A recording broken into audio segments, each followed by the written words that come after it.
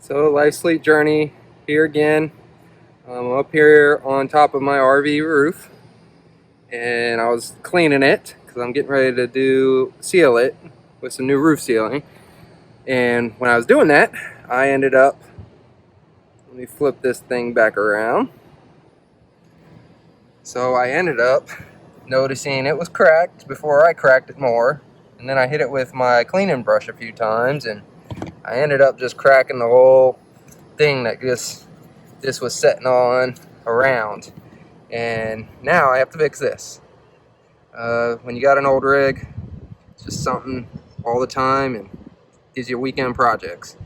But what I decided to do is I bought one of these Cyclone things. This is for my black tank vent. I bought one of these Cyclones. It's supposed to suck all the stink smell out. So I'm gonna put this on there. I'm gonna clean this up, make it flush. I'm going to put this, and then I'm going to put this, and then I'm going to put sealant on around it without ripping the old sealant up, and I think it'll be good to go and hold a watertight seal. So I'll show you the process as I get it done, and hopefully won't have any leaks, and it'll be all fixed here soon. Over and out. Bye. So I got my little Cyclone out of the package. I'm getting ready to install it. So what I'm going to do is put it on top of the pipe, air vent pipe for my black tank. I put it on there. I'm going to push it all the way down until I can't push it anymore. That's good. Next thing to do, according to directions, is take the screws there and screw it into the pipe down below where it attaches this to the pipe, and then I'm going to put this down and put my lap sealant all across it, and then once that's done, I should have a waterproof seal. I'll show you the end result. Alright, over and out. Alright, little trick.